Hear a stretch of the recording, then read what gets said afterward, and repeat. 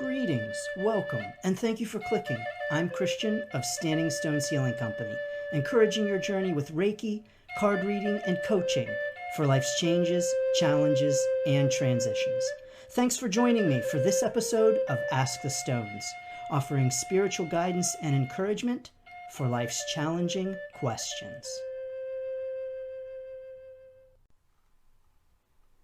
Greetings, welcome, and thank you for joining me for this episode of Ask the Stones. As always, it is a great honor to have you in this sacred space. This week's question is, here is my dilemma. Our 13-year-old dog Stella has several cancerous tumors that can be removed, but the vet isn't sure how long it will prolong her life. The kids love Stella, and I hate the alternative. Should we do the surgery or ... Jason. Well, Jason, thank you for this question. I appreciate this question, and I'm sorry for the challenge that you are experiencing with Stella. When you complete your question with ... we all know, Jason, what you are getting at. And so I want to say that I'm sorry for this challenge.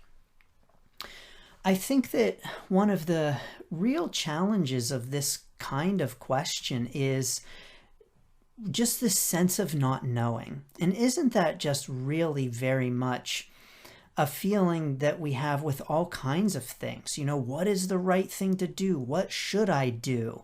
And just this real sense of uncertainty and not knowing what is the, quote, right thing to do. So, Jason, I can understand why you feel challenged by this. And of course, I can also understand why you feel challenged, because this is not just a, decision about what color of car to buy, right? This is a decision about your beloved pet, your companion, a member of your family.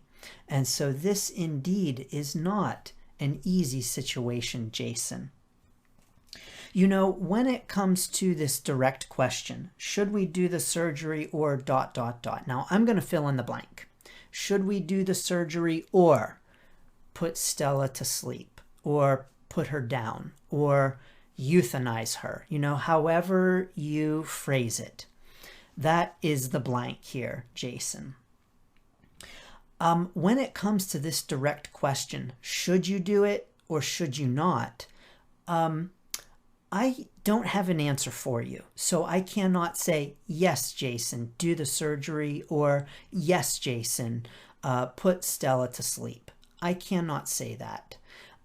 So that decision is going to be yours, Jason. But yes, of course, I am happy to discuss this challenge and to pull some cards and to offer some perspectives that may indeed help you as you consider the answer to this question. The first thing that I want to say about this question is that you are phrasing it in an either or. Should we do the surgery or put Stella down? So you're making it into an either or. It's either this or it's that. When actually you have more than just those two options. You could indeed do nothing. And that's an option too, right? That is always an option. When we are faced with a question, a decision to be made, doing nothing is always an option. So the way I see it, Jason, it's not an either or. It's a, you could do the surgery, you could put Stella down, you could do nothing. So those are options that are all available to you. And hey, maybe there are other options too. Maybe there are medications, therapies, there are additional options. So typically when we're faced with a challenge, it's usually not so cut and dry and a this or that either or. We often have way more options available to us than we give the situation credit for. So I want to encourage you, Jason, to think first and foremost, are these your only two options? Because at the very least, doing nothing is a third option. So there is always that too. But way more important than that is how things are, this experience is how you are feeling about this experience, Jason, and how this situation is impacting you and impacting your family, and most importantly, Jason, how this is impacting Stella. I think that when it comes to care and decision making about animals, one of the things that is very challenging for us as human beings who love our companions and do see them as companions that enrich our lives, how we really get our own feelings and emotions entangled in the decision-making process. Now, of course, this is a normal, natural thing. Of course, your feelings are going to be involved. You love Stella. So that's a natural and normal thing, and that is not a bad thing. But it can impair our judgment from the pet's point of view. And so what I would encourage you to consider, Jason, is in all of this, what would Stella want? What does Stella want? Now, of course, you can find an animal communicator and get in touch with Stella and see what Stella thinks. You can do that for sure. And I think, Jason, if you spend some time with Stella, talking to her, explaining to her the situation, and asking her what she wants and getting quiet, you may hear some things from Stella directly. One of the challenges of being a pet owner, when we love our pets and they enrich our lives, is this communication challenge that we have where animals don't speak the same language that humans speak. And of course, humans don't always speak the same language that humans speak, even when they speak the same language, right? So let's acknowledge that even when we speak the same language as another human being, we're not always understanding each other. And so, animals with their different kinds of languages, we certainly can communicate with them, and we have just as many challenges communicating with other humans who speak our same language too. So, Jason, I really want to encourage you to get quiet and check in with Stella, and I'm going to encourage you to tell Stella what's going on and to inform her of what is happening, what the diagnosis is, and explain to her maybe the things that she might be feeling in her body. You don't know what she's feeling, but explaining to her the situation. And some would say, yes, she is going to understand you 100%, because animals actually do indeed understand everything that we say to them and things that we do not say. Others might say, oh, that's crazy.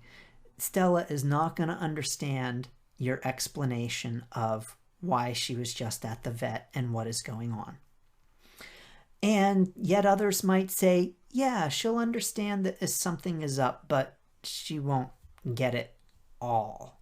And whatever you believe, I think it is just kind to communicate, and to communicate these kinds of big things. So even if you don't believe that Stella can understand you, I think it is beneficial to spend that time with her, to connect with her on an energetic level, to connect with her on a heart-based level. And Jason, I think it's going to be good for you too. I think that sitting down and having the discussion with Stella about where she is and the options, I think is going to be really beneficial for you as well. And whether you receive downloads, information, signs, or whatever, whether you receive anything or not, I really do want to encourage you to ask yourself, if you were Stella, what would you want? Because our feelings do get very complicated in this. I mean, Jason, your feelings are already very complicated in terms of how your kids will react, how your kids will feel about it. And so your concern about their feelings is already impacting your feelings and is already impacting your decision-making process. So I think it's important to work as best that we can, because it's not completely possible to remove our feelings from ourselves all the time, especially in these kinds of decisions, but to, as best that we can, try to remove ourselves from the feeling situation to just better understand it. Now, of course, feelings impact our decisions, and I think that they should impact our decisions.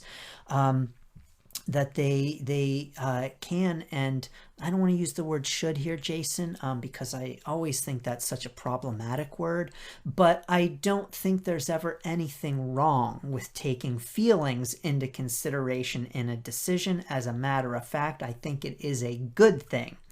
So yes, consider feelings, but when it comes to the well-being of another being, I think that too often we human beings can impose our feelings onto animals and other beings and make decisions about their welfare based upon how it impacts our feelings. So what I'm saying, Jason, is I want to encourage you to, as best that you can, look at this from Stella's experience, from her potential viewpoint. Try to walk in her shoes, not shoes, try to walk in her paws and see how she might be feeling about the whole thing and how you might be feeling if you were Stella and what you would want. Because I think ultimately that's the most important thing. Not what your kids want, not what you want. What does Stella want? This is never an easy thing, of course, and I do believe it will be important in this kind of situation, Jason. Now, something else I would like to bring up and mention is your concern over your children's feelings. You say that they love Stella. I'm sure that you are feeling that your children will be heartbroken over the loss of Stella. And I say will be, no matter what your decision is, because eventually, Jason, Stella will pass away. Whether now or she has the surgery and fully recovers and lives for several more years or however long she has, I don't know. But what I do know is that, yes, at some point Stella will die. And so you are at some point going to have to deal with your children's heartbreak. That's a fact. And so I do really encourage you to consider that and to consider how you will approach it with your children, whether her passing is in the near future or farther down the road. Either way, it's going to happen. And so I want to encourage you to consider how you will narrate that for your children and have that discussion with them. You know, one thing I think that we do so frequently with children is that we don't give them enough credit for their emotional states. So I don't think that we give children enough credit for the emotions that they feel, enough validation of the emotions that they feel, and enough of an acknowledgement that, quote, just because they're kids doesn't mean that they can't understand adult feelings. Kids are so much smarter oftentimes than we give them credit for. And kids are often so much more emotionally advanced than we give them credit for. And sometimes kids are more emotionally advanced than some adults, at least in certain ways. So, Jason, what I'm saying is that I would really encourage you to give your children the benefit of the doubt here and their ability to navigate this heartbreak, because kids really understand a lot more. I don't know how old your kids are, Jason, whether they are 2 or 10 or 20. They oftentimes are able to grasp more challenging emotional questions than we give them credit for. So I really want to encourage you to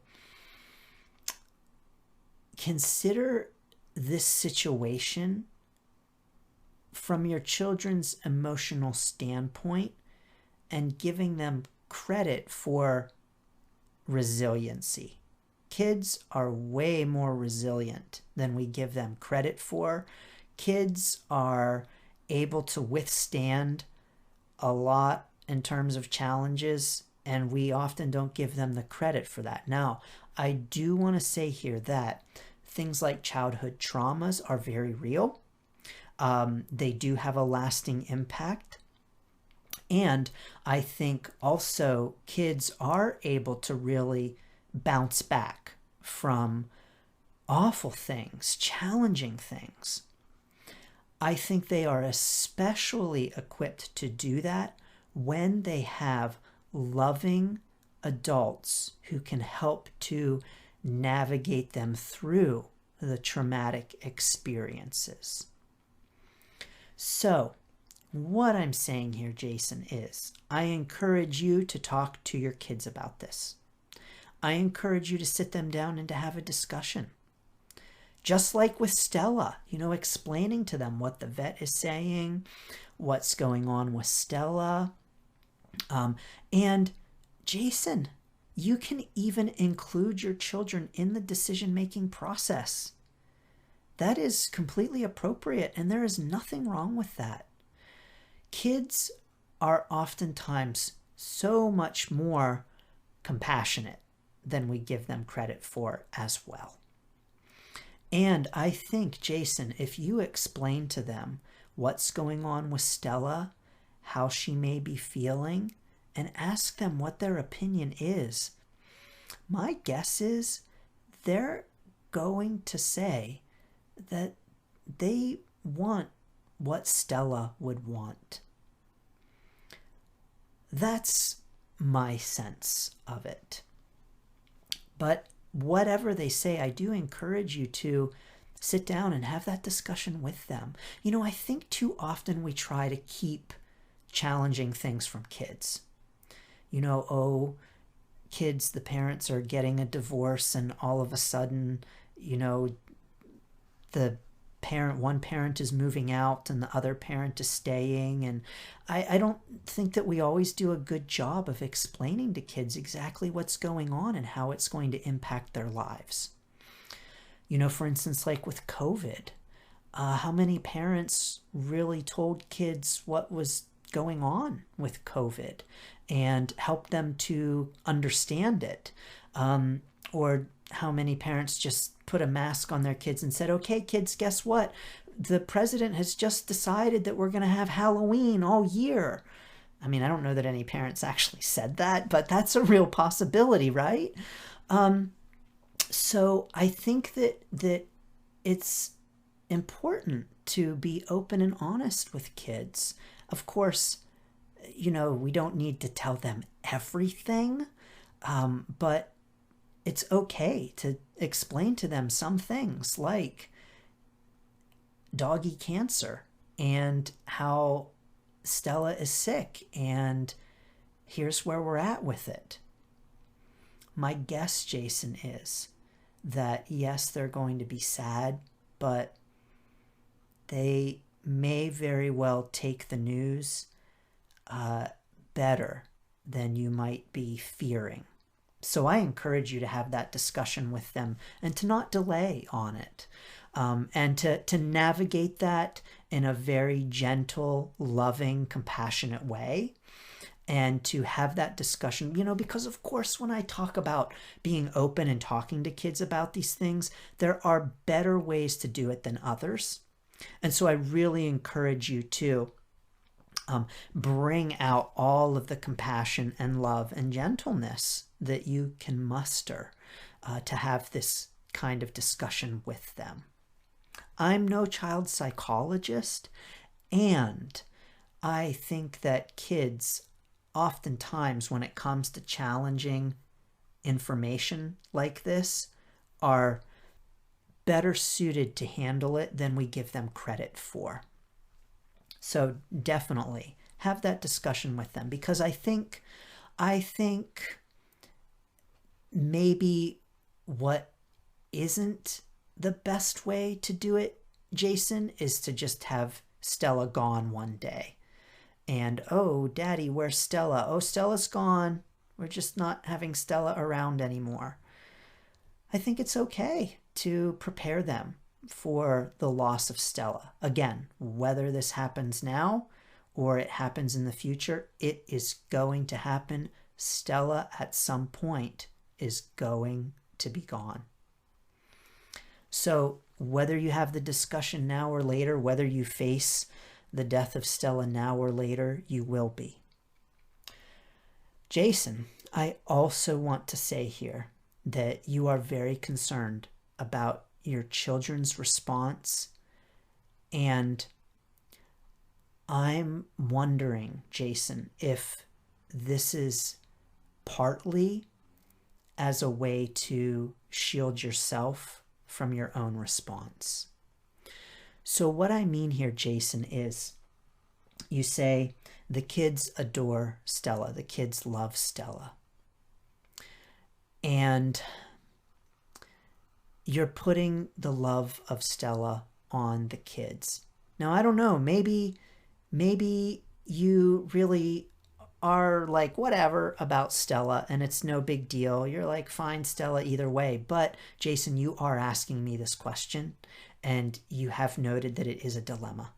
So I'm going to go out on a limb here, Jason. I feel pretty confident in saying this, that you really love Stella too, and that you are dreading this decision because you are going to miss Stella. I think sometimes we may have a tendency to, how do I want to say this, Jason? To say that our feelings are someone else's when we don't want to have to try to deal with them ourselves. So to say, oh, I don't know what to do here. The kids just love Stella so much. Oh, it's gonna break their heart. So you are really projecting your feelings onto your kids as a way to disassociate yourself from the feelings. I have a little bit of a hunch here, Jason, that it may be easier for you to worry about your kids' feelings and to make sure that you are taking their feelings into consideration and doing what you feel is best to shield them from this, than it is to shield yourself. So it's in order to shield yourself. So what I'm saying is that I'm getting the sense, Jason, that you are, quote, protecting your kids as a way to protect yourself. If you are concerned about your kids' feelings about Stella, then it means that you can push aside your feelings and focus in on worrying about your kids' feelings. I want to encourage you, Jason, to just come right out and say it. You love Stella. You are going to miss Stella. And I encourage you to feel all of those feelings. Because shielding yourself from them isn't going to make it any easier. Not feeling the feelings doesn't make the decision about what to do about Stella any easier. And shielding yourself from your feelings, not feeling your feelings, isn't going to make the grief over her loss any easier.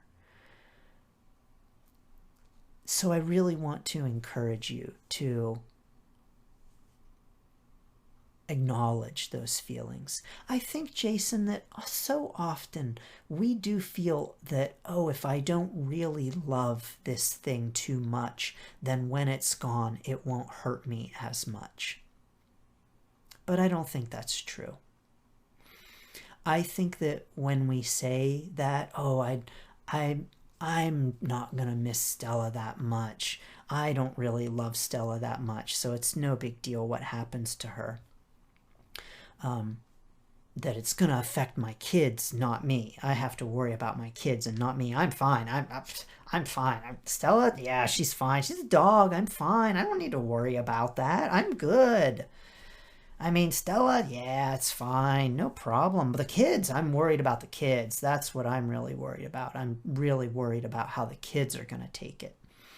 You know, when we shield ourselves or we push away our feelings in that way, I think that we think that we're not going to feel the pain as hard, but I don't think that's true. I think that it just blocks us from really fully living in the moment. I think it blocks us from really fully and truly loving. And I think that we still have to deal with the feelings. One way or another, you're still going to grieve over Stella's loss, whether you push away your love for her at the end or not. Grief is still going to happen. So I encourage you, however long you have with Stella, love that dog. Admit that you love her.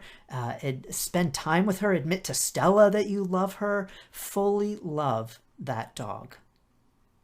Because it doesn't mean that when you let go of her, finally, that it's going to be any harder. And it doesn't mean that it's going to be any easier to let go of her because you distance yourself from your love from her at the end.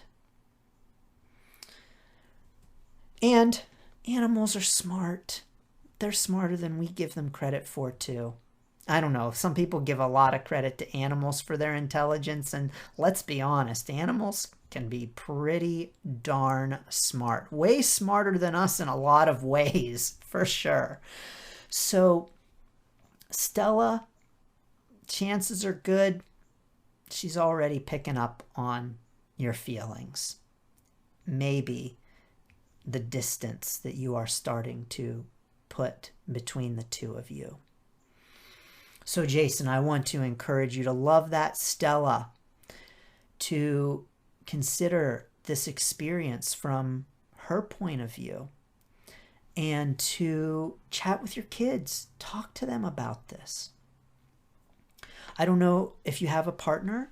You may want to, of course, talk with your partner about it too, and all have the discussion as a family and all talk about it together. Allow the kids to ask their questions and be honest in your answers with them.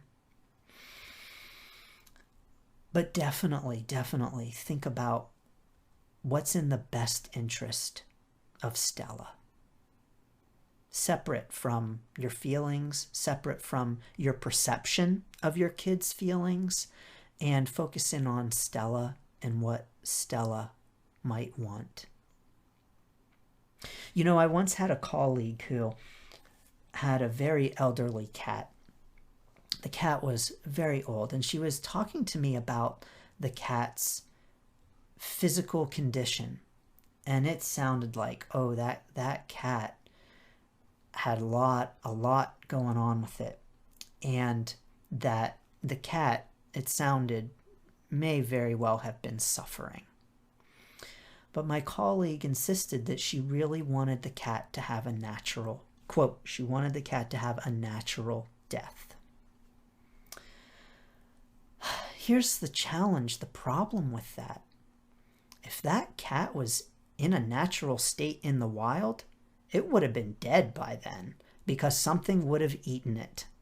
So, you know, we try to impose our vision of life on animals. We try to impose our vision of what's quote unquote natural on animals when, you know, something like a natural death for a family pet, a cat that is really having lots of health challenges and sounding like it's languishing.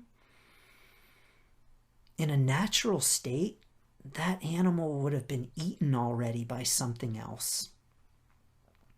So I'm not saying, Jason, that Stella is at a point right now where if she was in the wild, something would be eating her and that should dictate your decision.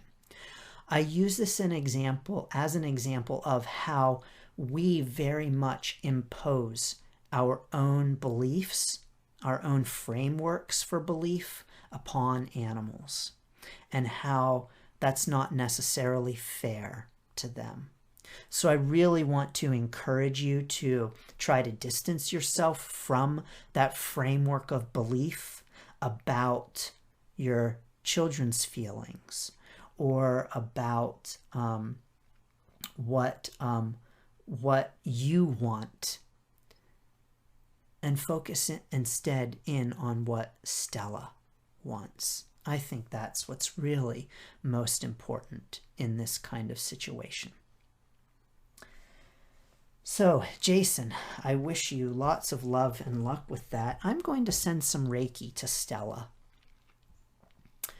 And I encourage you to join me in 3 deep cleansing breaths. Now, everyone, I am also going to set the intention to send Reiki to everyone's animals. I am an animal lover. I don't currently have any pets, but I do love animals. I think they are a true joy. They enrich our lives. They are blessed beings sharing this earth with us. They are also incredible miracles. I mean, wow, just thinking about the sheer amazingness of all life forms on this earth is pretty incredible. But I'm going to send Reiki to all of our pets. And of course, if your animal is not open to Reiki, don't worry, it won't go to the animal. But animals typically enjoy Reiki.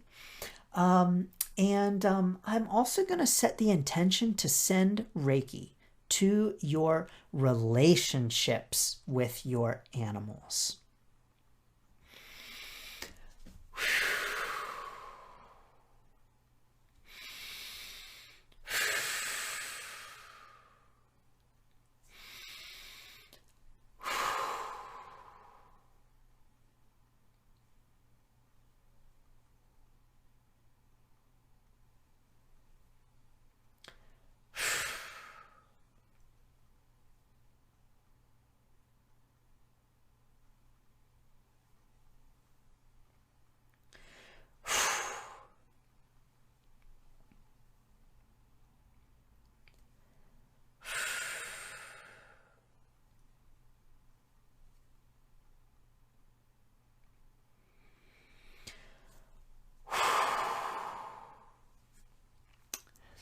Jason, as soon as I started to send Reiki, actually even right before it was immediate, I saw crutches.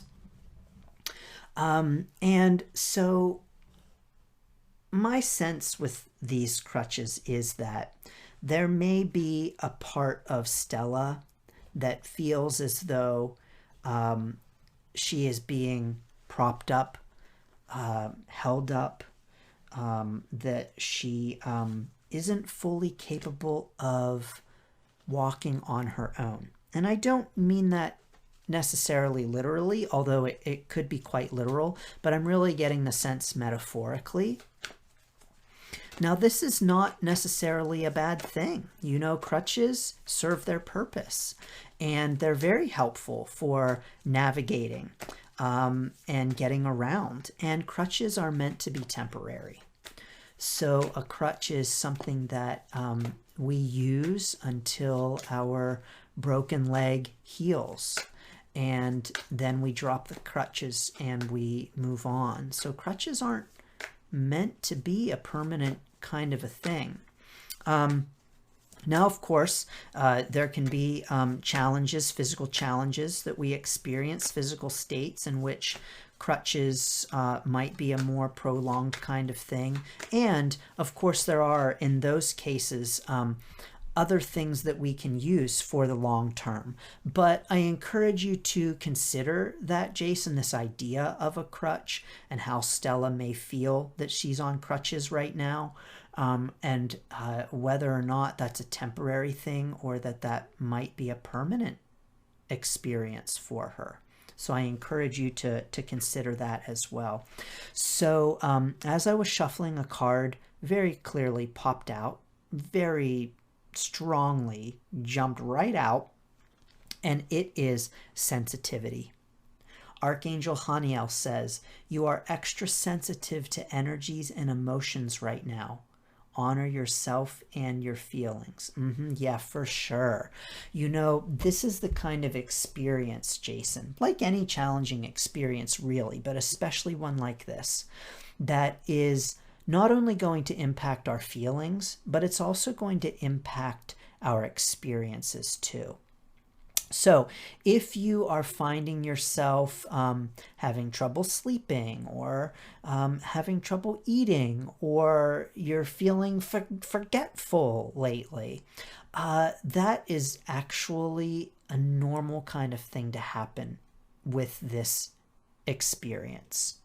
So I really want to encourage you to be gentle with yourself, and I want to encourage you to be gentle with your family too, because they're going through this experience as well. So please be gentle with them, and of course, please be gentle with Stella and any physical challenges that she might be feeling, and any emotional impacts because of that. So please do be gentle and be sensitive. And what I'm also getting from this card, Jason, is just a sensitivity to the experience from, again, Stella's point of view, and being sensitive to her wants and needs. You know, you're already being sensitive to your kids, which is great. And I want to encourage you to maybe bring increasing levels of sensitivity to this situation. Let's see here. I am going to... You know what? I'm actually being called to pull another Archangel card. This doesn't usually happen, but I'm being called to pull another one. So I'm going to do it.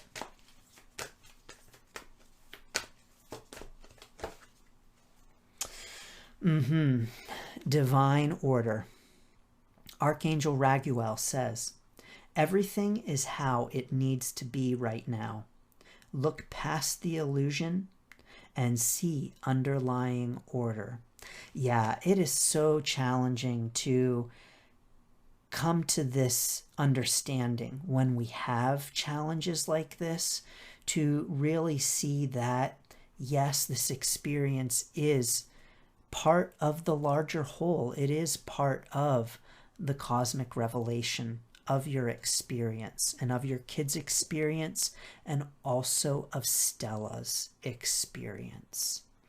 And so considering, Jason, the just bigger picture, the great order of it all, I think may be helpful for you at this time as well. And to remember that this experience is also a part of just the great unraveling, the great unveiling, the great cosmic revelation. Thank you, Jason. I appreciate this question, and I want to send you blessings and best wishes during this challenging time. Whatever you decide, and whatever Stella might communicate to you, whatever your children might communicate to you, whatever might come up for you, I encourage you to listen and pay attention, get sensitive, get in touch, to not fear those feelings and to allow yourself to feel them.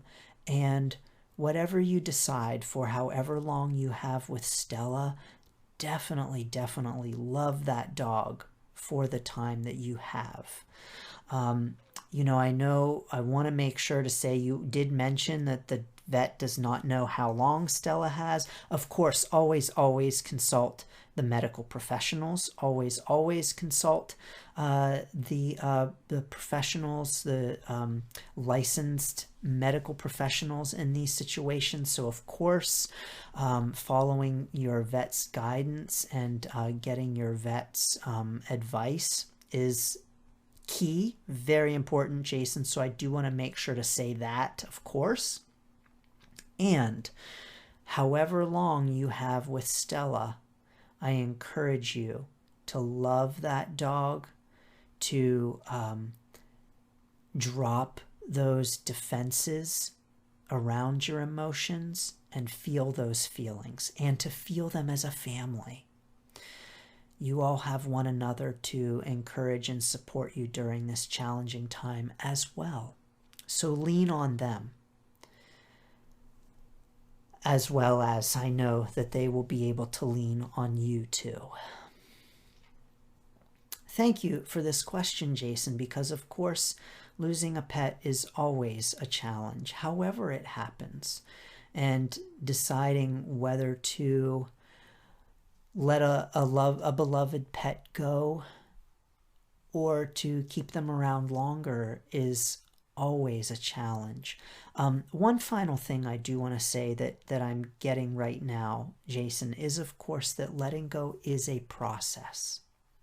And so to allow yourself proper time to grieve and to feel those feelings, and to allow yourself to begin grieving before Stella is gone. You are going through the grieving process already.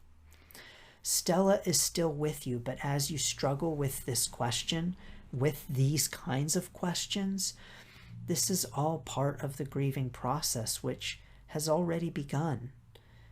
So I do want to encourage you to recognize that it is a process and to be gentle with yourself during that process. And if you are still missing Stella months later, that's okay. Years later, that's okay too. Of course, the feelings of sadness and grief will diminish over time, but you may be missing Stella for a long time. I had a cat that I put to sleep years ago. Oh, how long has it been now? I don't know. I still miss that cat sometimes. I still think about her and I still miss her. It wasn't easy. And I had only had that cat for like 3 years. So I'll tell you this. I'll tell you my story, Jason. I know here I was wrapping up and saying goodbye, and here comes my story. But I had a cat who I had taken in as a stray. She was coming around my then girlfriend's apartment complex, and my girlfriend at the time had already 2 cats and wasn't allowed to have any more in her lease. And she said, "Can you take this cat? This cat is coming around, this stray cat. What are we going to do about this cat? Can you take the cat?" And of course it was, "Can you just take the cat until we can find the cat a home?" All right, of course, that's what it was. Well, you know what happened, Jason. I was that cat's home. We took her to the vet. The vet said, yeah, she's old. And by the way, she has diabetes. And thank you for taking in this poor old cat that was obviously someone else's cat. I think what happened is that probably someone was moving and she ran away when they were moving. Because I'll tell you why, Jason, because when I moved, she tried to run away and I almost lost her. I think that's what happened to them. And so I ended up with this cat for a few years. And when I put her to sleep, it was a challenging decision. I was not happy about it. I had grown attached to her in only 3 years that I had her. But I was informed that that cat was like 21 years old, 20 something. She lived a long life. And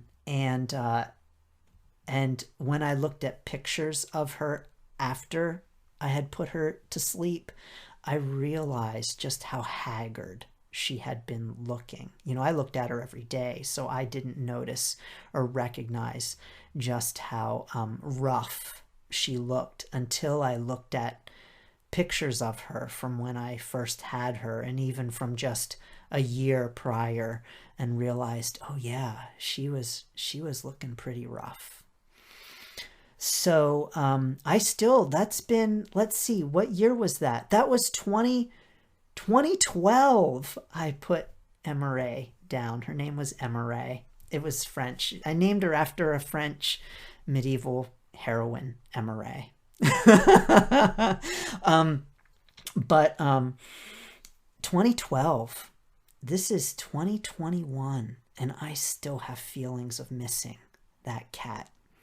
And I still feel like she should be around in my life and hanging out with me. So don't be surprised if you are still missing Stella years later. And even if you sometimes still maybe tear up a little bit when you think about Stella.